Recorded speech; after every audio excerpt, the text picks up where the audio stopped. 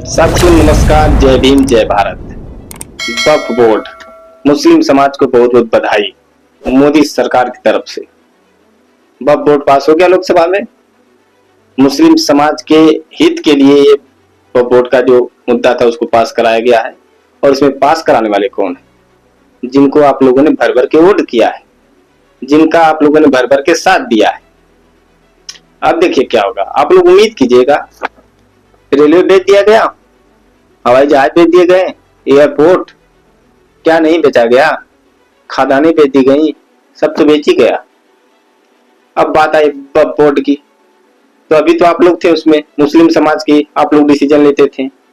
अब इसमें देखिए कौन कौन घुसेंगे, कौन कौन कैसे बेचते हैं। आप लोग चले थे मोदी सरकार को हराने के लिए। मोदी सरकार ने आप लोगों को गिफ्ट दिया है, स्वीकार कीजिए। CNRC तो भूल गए थे, संभल कांड भूल गए थे आप लोग, दिल्ली में जो दंगे हुए थे वो भूल गए थे। आप लोगों को समझाएगा कौन? जो समझाने आता है उसको को आप लोग ही ज्ञान देते हैं। 18-20% मुसलमान है देश में, चाहे तो तख्ता पलट कर दें। लेकिन आप लोग घूमिए राहुल गांधी जी के साथ, अखिलेश यादव जी के साथ, बिहार में तेजस्वी यादव जी के साथ, नीतीश कुमार जी के साथ, दिल्ली में केजरीवाल जी के साथ। यही है ना, इसी का इनाम मिल रहा है। सोचिए, जिस नीतीश कुमार जी को आप लोगों ने वोट दिया 12 लोकसभा सांसद, चंद्रबाबू नायडू जी 9.5% मुस्लिम वोट लिए थे। और उत्तार जो चल रहा था बीत का हाल ही में, वहां तो कह रहे थे कि नहीं हम आप लोगों के साथ है। क्या हुआ? मार गए पलटी। तो मजबूत सरकार तो बनाना नहीं है, तो ऐसे घंटा मिलेगा। बड़ी खुशी की बात नहीं है।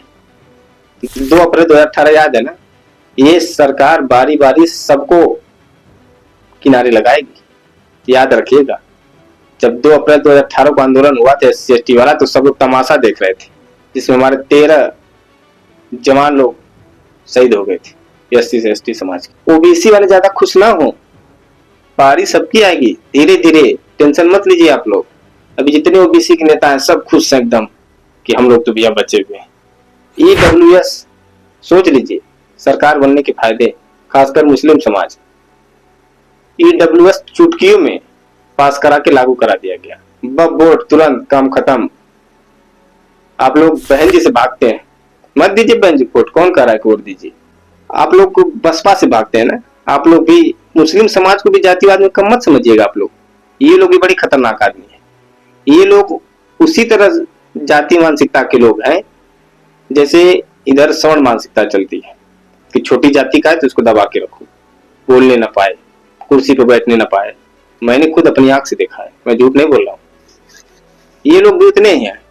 ये लोग BSP को इसीलिए नहीं पसंद करते हैं ना कि BSP का जो मुख्य लीडर दलित है, महिला है, छोटी जाति की। नहीं तो सत्ता तो ये चुटकियों मुस्लिम समाज चाहे तो बदल दे।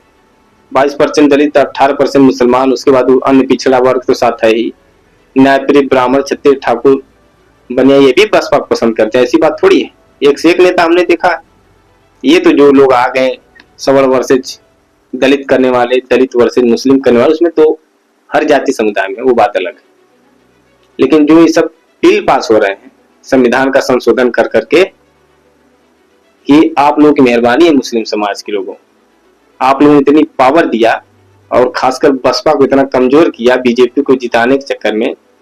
जिताइए और लेते जाइए गिफ्ट। अभी तो कम है ना, कुछ दिन ऐसा ना आ जाए कि द्वैत नागरिकता का दर्जा मिल जाए। फिर बसपा के साथ रहे होते तो शायद ये स्थिति नहीं रहती।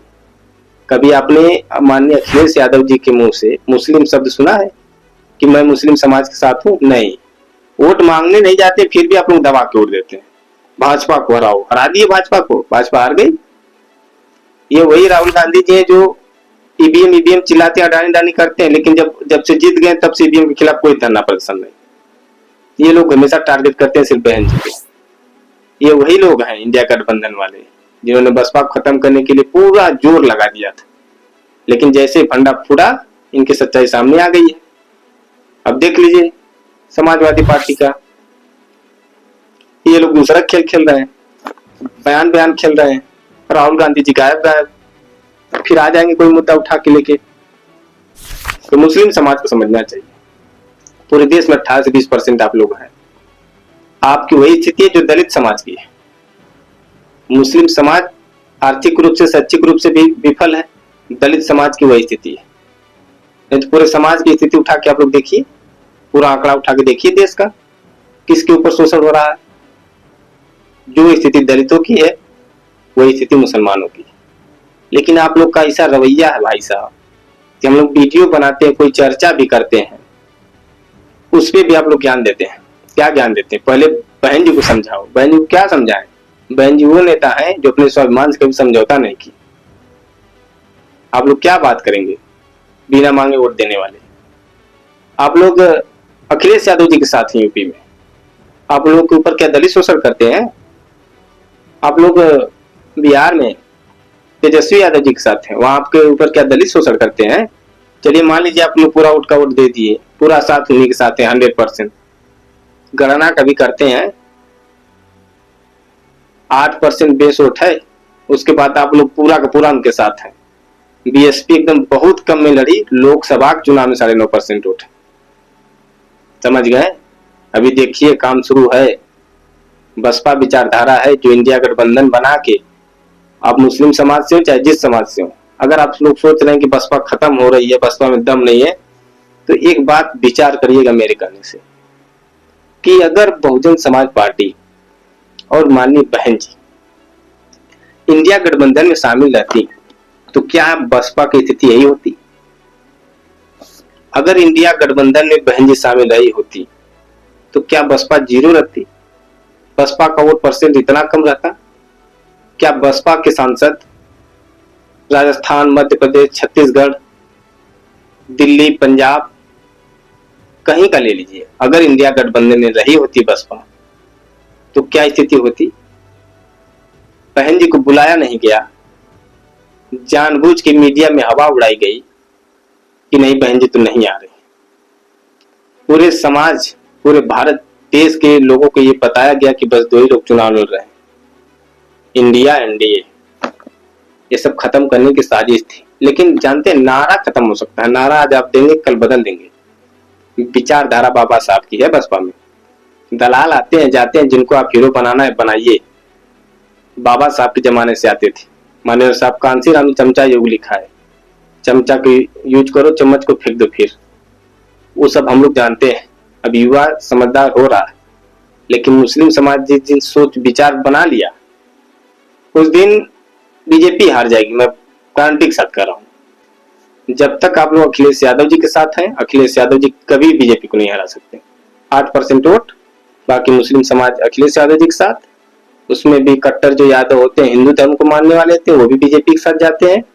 और जहां मुस्लिम समाज अखिलेश यादव जी के साथ गया, पूरा हिंदू समाज इकट्ठा होकर बीजेपी के साथ चला जाएगा। फिर कहां से बीजेपी हारी भाई?